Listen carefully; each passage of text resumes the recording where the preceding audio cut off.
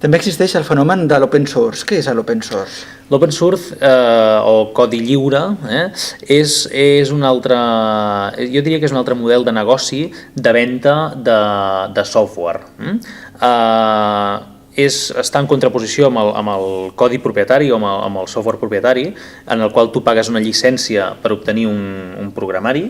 mentre que l'open source el que estàs fent és que no pagues una llicència per obtenir aquell programari, és un programari que ha estat creat per tota una sèrie de desenvolupadors que al compartir els codis fonts poden anar fent aportacions a aquest codi, per tant poden anar-lo millorant, i és una millora contínua perquè arreu del món hi ha gent que ja està fent aportacions,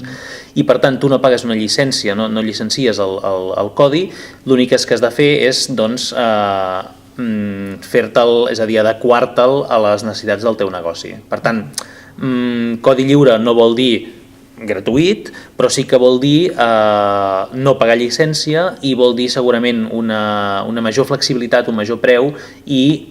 tenir la garantia de tenir les actualitzacions molt més habituals.